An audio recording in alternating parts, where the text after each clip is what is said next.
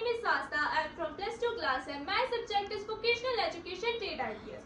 तो आज हम सभी बहुत ही महत्वपूर्ण विषय पर चर्चा करने आए हैं, जो कि दिन प्रतिदिन देश की एक बड़ी समस्या बनता जा रहा है, जो है cyber security, cyber crime and IT act. तो आज हम सभी आपको बताएंगे कि cyber security, cyber crime and IT act क्या होता है।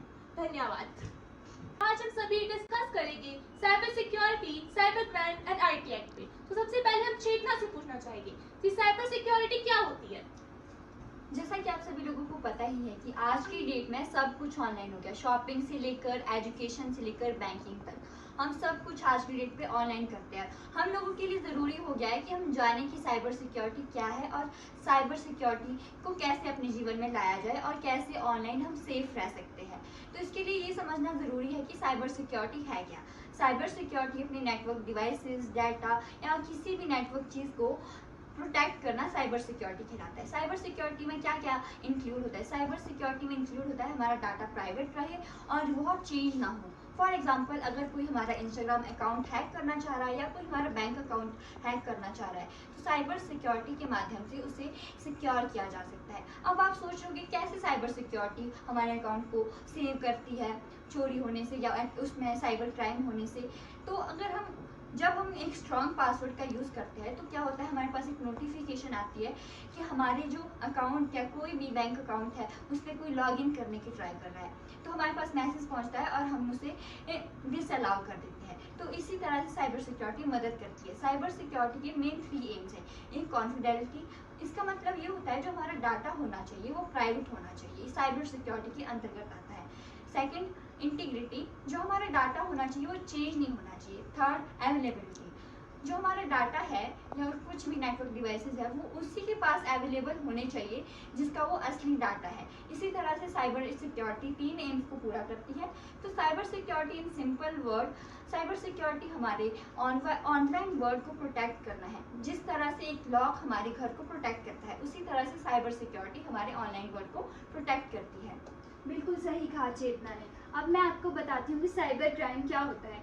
साइबर क्राइम होता है जो हम अपने कंप्यूटर या इंटरनेट के माध्यम से जो हम अपराध करते हैं उसे साइबर क्राइम कहते हैं। ये बहुत प्रकार के होते हैं, जैसे किसी के अकाउंट को हैक करना, उसकी पर्सनल डिटेल्स या बैंक डिटेल्स निकाल कर उसके बैंक अकाउंट से पैसे निकालना या उससे पर्सनल जानकारी निकालना। इस आजकल के ज़माने में यह बहुत ज़्यादा बढ़ रही है। हीना ने सही कहा। ऐसे अपराधों को रोकने के लिए तथा अधिकारियों को सजा देने के लिए भारत सरकार ने साइबर सिक्योरिटी यानी कि आईटी एक्ट 2000 बनाया है। इस एक्ट के अंदर बहुत से सेक्शंस आते हैं।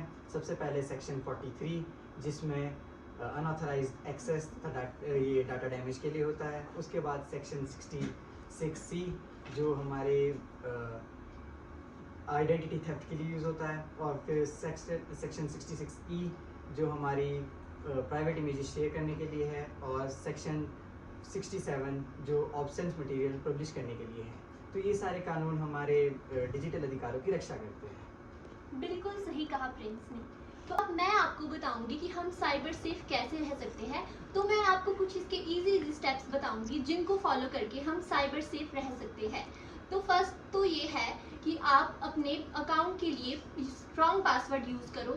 जैसे कि आप स्ट्रॉन्ग पासवर्ड इस टाइप के यूज़ करते हो कि जैसे आप कोई अल्फ़ाबेट, नंबर्स या कोई स्पेशल सिंबल्स यूज़ कर सकते हो, और अपने पासवर्ड को बार बार चेंज करते रहो। और अगर आपके दो अकाउंट है या आपके बहुत सारे अकाउंट है तो उन सभी अकाउंट के लिए अलग अलग पासवर्ड रखो। और नेक्स्ट ये है कि आप 2 फैक्टर ऑथेंटिकेशन लगाओ। इससे ये होता है कि अगर आपके अकाउंट में कोई लॉगिन करता है या तो आपके पास आपके फ़ोन में नोटिफिकेशन या OTP या कोड आ जाता है जिससे कि आपको पता लग जाता है कि आपके अकाउंट में किसी ने लॉगिन किया है। तो ये 2 फैक्टर ऑथेंटिकेशन इसका काम करता है। एंड नेक्स्ट इज दैट कि अगर आपके पास कोई भी अननोन लिंक्स या अटैचमेंट आती है तो उस पर बिल्कुल भी क्लिक मत करो। अगर आपको इस टाइप की लिंक आती है कि यू वांट अ प्राइज, तो उस पर क्लिक मत करो। ये हैकर का कोई एक प्लान हो सकता है और इसके ज़रिए आपकी पर्सनल इंफॉर्मेशन उस तक पहुंच सकती है। एंड नेक्स्ट इज दैट कि सोशल मीडिया पर लिमिटेशंस रखो। अपनी ज़्यादा प्राइवेट फ़ोटोज़, अपनी इंफॉर्मेशन ज़्यादा शेयर मत करो। और नेक्स्ट इज दैट कि अगर आपको कोई ऑनलाइन स्ट्रेंजर्स की कॉल आती है या तो कोई मैसेज आता है तो उसको तुरंत ब्लॉक या इग्नोर करो, वरना इसके ज़रिए वो, अगर आप उन्हें रिप्लाई देंगे तो इसके ज़रिए वो आपकी पर्सनल इन्फॉर्मेशन चुरा सकते हैं और उसका गलत उपयोग कर सकते हैं। और आप अपने फ़ोन या पीसी पर एंटीवायरस या अपडेट लगाते रहो।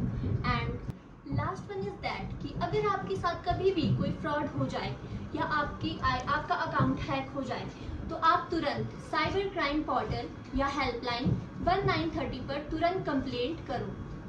सभी ने बहुत अच्छे पॉइंट रखे। मेरा मानना है कि technology is powerful but responsibility is are. अगर हम थोड़ी सी सावधानी बरतें और साइबर लॉ का पालन करें तो हम एक सेफ डिजिटल इंडिया बना सकते हैं। थैंक यू एवरीवन, आप सभी ने बहुत ही इंफॉर्मेटिव जानकारी हम तक पहुंचाई। Think before you click. Cyber safety is in your hands. Thank you.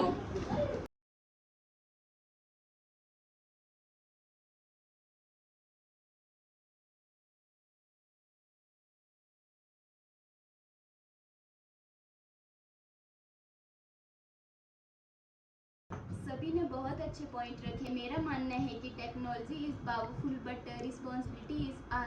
अगर हम थोड़ी सी सावधानी बरतें और साइबर लॉ का पालन करें तो हम एक सेफ डिजिटल इंडिया बना सकते हैं। थैंक यू एवरीवन, आप सभी ने बहुत अच्छी इंफॉर्मेशन हमें दी। Think before you click. Cyber safety is in your hands. Thank you.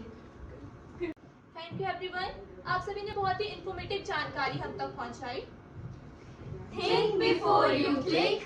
Cyber safety is in your hands. Thank you.